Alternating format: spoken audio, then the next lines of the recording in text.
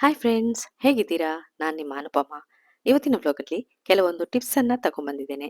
ಎಲ್ಲವನ್ನ ಒಮ್ಮೆ ಟ್ರೈ ಮಾಡಿ. ಈ ಟಿಪ್ಸ್ಗಳೆಲ್ಲ ನೀವು ಆಫೀಸ್ಗೆ ಹೋಗುವವರಾದರೂ ಕೂಡ ತುಂಬ ಯೂಸ್ಫುಲ್ ಆಗಿದೆ.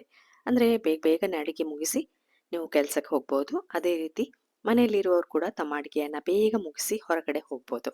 ಹಾಗಾದರೆ ತಡ ಯಾಕೆ? ಎಲ್ಲ ಟಿಪ್ಸನ್ನು ನೋಡ್ಕೊಂಬರೋಣ ಬನ್ನಿ. ಇಷ್ಟ ಆದರೆ ಲೈಕ್ ಕೊಡಲಿಕ್ಕೆ ಮರಿಬೇಡಿ, ಕಮೆಂಟ್ ಹಾಕ್ಲಿಕ್ಕಂತೂ ಮರಿಲೇಬೇಡಿ. ಈಗ ಮೊದಲನೇ ಟಿಪ್ಸ್ ನೋಡ್ಕೊಂಬರೋಣ. ನೋಡಿ, ನೀವು ಚಟ್ನಿ ಮಾಡ್ತೀರಾ ಅಂದರೆ ಕೊತ್ತಂಬರಿ ಸೊಪ್ಪಿದು, ಅದು ಹಸಿರಾಗಿಯೇ ಇರಬೇಕು ಕೆಲವೊಮ್ಮೆ ಗ್ರೀನ್ ಚಟ್ನಿ ಮಾಡುವಾಗ. ಅದಕ್ಕೆ ಒಂದು ಟಿಪ್ಸ್, ನೀವು ಅದಕ್ಕೆ ಲಿಂಬುವನ್ನು ಹಿಂಡ್ಕೊಳ್ಬೋದು. ನೋಡಿ, ಇಲ್ಲಿ ನಾನು ಅರ್ಧ ಲಿಂಬುವನ್ನು ಹಿಂಡ್ಕೊಳ್ತೇನೆ. ಹಿಂಡಿ ಗ್ರೈಂಡ್ ಮಾಡ್ಕೊಳ್ಳಿ, ನಿಮ್ಮ ಚಟ್ನಿ ಗ್ರೀನ್ ಆಗೇ ಇರ್ತದೆ. ಎರಡನೇ ಟಿಪ್ಸ್ ನೋಡ್ಕೊಂಬರೋಣ ಬನ್ನಿ.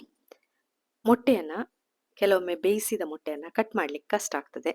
ಕಟ್ ಆಗುವಾಗ ಅದು ಯೆಲ್ಲೋ ಬೇರೆ ಆಗ್ತದೆ, ವೈಟ್ ಬೇರೆ ಆಗ್ತದೆ. ಅದಕ್ಕೆ ಈ ಥರ ಒಂದು ನೂಲು ಇಲ್ವೇ ಒಂದು ತಂಗಿಸಿದು ಹಗ್ಗ ಇದ್ರೆ ಅದನ್ನು ನೋಡಿ ಈ ಥರ ಇಟ್ಟು ಕಟ್ ಮಾಡಿ. ನಿಮ್ಗೆ ಯಾವ ಶೇಪಲ್ಲಿ ಬೇಕು ನೋಡಿ ಆ ಶೇಪಿಗೆ ರೆಡಿ ಆಗ್ತದೆ.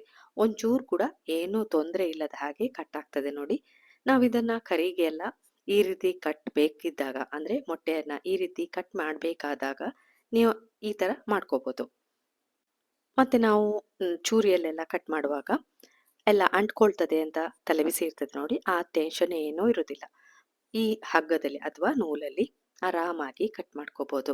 ನಾನಿಷ್ಟು ಸುಲಭವಾಗಿ ಕಟ್ ಮಾಡ್ತಾ ಇದ್ದೇನೆ ನೋಡಿ. ನೀವು ಒಮ್ಮೆ ಟ್ರೈ ಮಾಡಿ. ಇಷ್ಟ ಆದರೆ ಲೈಕ್ ಕೊಡಿ, ಕಮೆಂಟ್ ಹಾಕಿ, ಎಲ್ರಿಗೂ ಇದನ್ನು ಶೇರ್ ಮಾಡಿ. ಹಾಗೆ ನನ್ನ ಚಾನಲನ್ನು ಹೊಸದಾಗಿ ನೋಡ್ತಿರೋರು ಪ್ಲೀಸ್ ಸಬ್ಸ್ಕ್ರೈಬ್ ಮಾಡಿ, ನನಗೆ ಸಪೋರ್ಟ್ ಮಾಡಿ.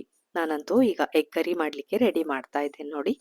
ಎಷ್ಟು ಚೆನ್ನಾಗಿ ಪಕ್ಕನೆ ಕಟ್ ಮಾಡ್ತಾ ಇದ್ದೇನೆ ಅಲ್ವಾ? ಹಾಗಾದರೆ ಇನ್ನು ತಡ ಯಾಕೆ, ನೆಕ್ಸ್ಟ್ ಟಿಪ್ಪನ್ನು ನೋಡ್ಕೊಂಬರೋಣ ಬನ್ನಿ. ಕೆಲವೊಮ್ಮೆ ನಾವು ನಾನ್ ಸ್ಟಿಕ್ ತವಾ ತರ್ತೇವೆ. ಇದು ನಾನ್ ಸ್ಟಿಕ್ ಅಲ್ಲ, ತವಾ.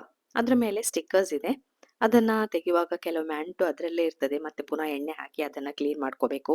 ಆ ರಗಳೆ ಎಲ್ಲ ಬೇಡ. ಅದಕ್ಕಾಗಿ ಒಂದು ಟಿಪ್ಸ್ ಹೇಳ್ತೇನೆ ನೋಡಿ. ಅದನ್ನ ಗ್ಯಾಸ್ ಮೇಲೆ ಇಡಿ. ಗ್ಯಾಸನ್ನ ಉರಿಸಿದ್ದೇನೆ. ಒಂದು 2 ನಿಮಿಷ ಲೋ ಫ್ಲೇಮಲ್ಲೇ ಇಟ್ಕೊಳ್ಳಿ ಮಾತ್ರ. ಇಟ್ಟು 2 ನಿಮಿಷಕ್ಕೆ ನೋಡಿ ಯಾವ ರೀತಿ ಆ ಗಮ್ಮೆಲ್ಲ ಬಿಟ್ಟು ಆರಾಮಾಗಿ ಬರ್ತದೆ. ತವಾ ಮೇಲೆ ಒಂಚೂರು ಕೂಡ ಏನು ಸ್ಟಿಕ್ಕರ್ಸ್ ಇದು ಏನು ಉಳಿಯುವುದಿಲ್ಲ. ನೋಡ್ತಿರ್ಬೋದು, ಅಂಟು ಸಮೇತ ಮೇಲೆ ಬಂದಿದೆ. ಈಗ ಇದನ್ನು ನಾನು ತೊಳೆದು ನಿಮಗೆ ದೋಸೆ ಕೂಡ ಹಾಕಿ ತೋರಿಸ್ತೇನೆ. ಇದನ್ನ ಕ್ಲೀನ್ ಮಾಡಿ ತಂದಿದ್ದೇನೆ. ಪುನಃ ನಾನು ಗ್ಯಾಸ್ ಮೇಲೆ ಇಟ್ಟು ಎಣ್ಣೆ ಉಜ್ಬೇಕಂತ ಕೂಡ ಇಲ್ಲ, ಉಜ್ಜಿದ್ರೆ ಒಳ್ಳೆಯದು. ಉಜ್ಕೊಂಡು ಇದರ ಮೇಲೆ ದೋಸೆಯನ್ನು ಹಾಕೊಳ್ತೇನೆ. ಯಾವ ರೀತಿ ಹೇಳ್ತದೆ ನೋಡ್ಕೊಂಬರೋಣ. ಇಂಥ ಚಿಕ್ಕ ಚಿಕ್ಕ ಟಿಪ್ಸ್ ಅನ್ನ ಫಾಲೋ ಮಾಡೋದ್ರಿಂದ ನಿಮ್ಮ ಅಡಿಗೆ ಕೂಡ ಬೇಗ ಆಗ್ತದೆ. ನೀವು ಆಫೀಸ್ಗೆಲ್ಲ ಹೋಗುದಾದ್ರೆ ಇಂಥದ್ದೆಲ್ಲ ಆರಾಮಾಗಿ ಮೊದಲೇ ಮಾಡಿಡೋದ್ರಿಂದ ಆರಾಮಾಗಿ ನಿಮ್ಗೆ ಅಡಿಗೆ ಕೆಲಸವನ್ನ ಜಟ್ಪಟ ಅಂತ ಮುಗಿಸ್ಬೋದು. ನೋಡಿ ಎಷ್ಟು ಚೆನ್ನಾಗಿ ದೋಸೆ ಬಂತು ನೋಡಿ, ಒಂಚೂರು ಅಂಟ್ಲಿಲ್ಲ ತವಾಗೆ. ಹಾಗಾದ್ರೆ ನೆಕ್ಸ್ಟ್ ಟಿಪ್ ನೋಡ್ಕೊಂಬರೋಣ ಬನ್ನಿ. ನಾವು ಕೆಲವೊಮ್ಮೆ ಕರಿಬೇವನ್ನ ಅಂಗಡಿಯಿಂದ ತರ್ತೇವೆ, ಕೆಲವೊಮ್ಮೆ ಮರ್ತು ಹೋಗಿರ್ತದೆ. ಆ ಮನೆಯಲ್ಲಿ ಗಿಡ ಇರುವವ್ರಿಗಂತೂ ತೊಂದರೆ ಇಲ್ಲ. ಅದಕ್ಕಾಗಿ ಈ ಟಿಪ್ಸ್ ನೋಡಿ. ಈ ತರದ್ದು ಫ್ರಿಡ್ಜ್ ನಲ್ಲಿ ಇರುವಂತಹ ಐಸ್ ಕ್ಯೂಬ್ಸ್ ಮಾಡುವಂತಹದ್ದು ಟ್ರೇ ಇರ್ತದೆ ನೋಡಿ. ಅದಕ್ಕೆ ನೀವು ಕೆಲವೊಂದು ಕರಿಬೇವಿನ ಎಲೆಗಳನ್ನ ಹಾಕ್ಬೋದು. ಒಂದು 4-5 ಅಥವಾ ನಿಮಗೆ ಎಷ್ಟು ಹಿಡಿತದೆ ನೋಡಿ ಅಷ್ಟನ್ನ ಹಾಕೊಳ್ಳಿ. ತೊಳಿಬೇಕಂತ ಕೂಡ ಇಲ್ಲ, ಹಾಗೆ ನೀವು ಅಂಗಡಿಯಿಂದ ತಂದಾಗೆ ಇಡ್ಬೋದು ಅಥವಾ ತೊಳೆದು ನೀವು ಹಾಕಿದ್ರೆ ಒಳ್ಳೆಯದು. ನಾನಿಲ್ಲಿ ಎಲ್ಲದಕ್ಕೆ ಹಾಕ್ತಾ ಇದ್ದೇನೆ ನೋಡಿ. ಎಷ್ಟು ಕರಿಬೇವಿದೆ ಅಷ್ಟೆಲ್ಲ ಹಾಕಿ ಅದಕ್ಕೆ ಒಂದು ಚೂಚೂರು ನೀರನ್ನ ಹಾಕೊಳ್ಳಿ. ಅಂದ್ರೆ ನೀವು ಐಸ್ ಕ್ಯೂಬ್ಸ್ ಮಾಡ್ಕೋಬೇಕು ಕರಿಬೇವಿದು. ಇದನ್ನ ನೀವು ಫ್ರಿಜ್ಜಲ್ಲಿ ಅಥವಾ ಫ್ರೀಸರಲ್ಲಿ ಇಡಬೇಕು. ಫ್ರಿಜ್ಜಲ್ಲೆಲ್ಲ ಫ್ರೀಸರಲ್ಲಿ ಇಡಬೇಕು. ಫ್ರೀಸರಲ್ಲಿ ಇಟ್ಟು ಒಂದು ರಾತ್ರಿ ಇಟ್ಟರೆ ನೀವು ಬೆಳಿಗ್ಗೆ ಆಗುವಾಗ ನಿಮಗೆ ಕರಿಬೇವು ಅಥವಾ ಒಂದು ವಾರದ ನಂತರ ಕೂಡ ಇದನ್ನು ಯೂಸ್ ಮಾಡ್ಬೋದು ಆರಾಮಾಗಿ. ಬೆಳಿಗ್ಗೆ ನಮಗೆ ಅವಸರಕ್ಕೆ ಕರಿಬೇವು ಬೇಕಾಗ್ತದೆ, ಹೊರಗೆ ಹೋಗಿ ತಗೊಂಡ್ಬರ್ಲಿಕ್ಕೂ ಅಲ್ಲ. ಈ ರೀತಿ ಮಾಡೋದ್ರಿಂದ ನೋಡಿ, ನಾನಂತೂ ಫ್ರೀಸ್ ಮಾಡಿ ಇಟ್ಕೊಂಡಿದ್ದೀನಿ, ಐಸ್ ಕ್ಯೂಬ್ಸ್ ಆಗಿದೆ. ಇದನ್ನ ನೀವು ಹೇಗೆ ಯೂಸ್ ಮಾಡಬೇಕು ಅಂತ ಕೂಡ ತಿಳಿಸ್ತೇನೆ ನೋಡಿ. ಒಂದು ಕ್ಯೂಬ್ಸ್ ಅನ್ನ ತಗೊಳ್ಳಿ, ಅದರಲ್ಲಿ ಒಂದು 4-5 ಎಲೆಗಳಿರ್ತದೆ. ಅದನ್ನ ಒಂದು ಚಿಕ್ಕ ಬೌಲಲ್ಲಿ ನೀರು ಹಾಕಿ ಇಡಿ. ಎಷ್ಟು ಬೇಕೋ ಅಷ್ಟು ತೆಗೆದು ಪುನಃ ಇದನ್ನ ನೀವು ಫ್ರೀಸರಲ್ಲೇ ಇಡಿ. ಐಸ್ ಕ್ಯೂಬ್ಸ್ ಟ್ರೇ ಇದೆ ಅಲ್ಲ, ಅದನ್ನ ನೀವು ಪುನಃ ಫ್ರೀಸರಲ್ಲಿ ಇಡಿ. ಬೇಕಾದಾಗ ಇದನ್ನ ಈ ರೀತಿ ಯೂಸ್ ಮಾಡ್ಕೋಬಹುದು ನೋಡಿ. ನಾನು ಫ್ರೀಸರಲ್ಲಿ ಇಟ್ಟು ಬರ್ತೇನೆ, ಅಷ್ಟರಲ್ಲಿ ಇದು ಎಲೆ ಎಲ್ಲ ಐಸ್ ಎಲ್ಲ ಬಿಟ್ಟು ಚೆನ್ನಾಗಿರ್ತದೆ.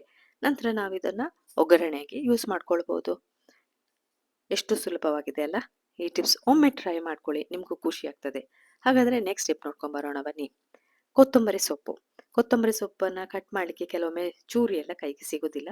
ಈ ತರ ನೀವು ಪಿಜ್ಜಾ ಕಟರಲ್ಲಿ ಕಟ್ ಮಾಡ್ಕೋಬಹುದು, ಆರಾಮಾಗಿ ಕಟ್ ಆಗ್ತದೆ. ನೋಡ್ತಾ ಇದ್ದೀರಲ್ಲ ನೀವು ಯಾವ ರೀತಿ ಕಟ್ ಆಗ್ತಿದೆ ಅಂತ. ಇದನ್ನ ನಾನು ಇನ್ನೂ ಚೂರ್ ಚೂರಾಗಿ ಕಟ್ ಮಾಡ್ಕೊಳ್ತೇನೆ ನೋಡಿ.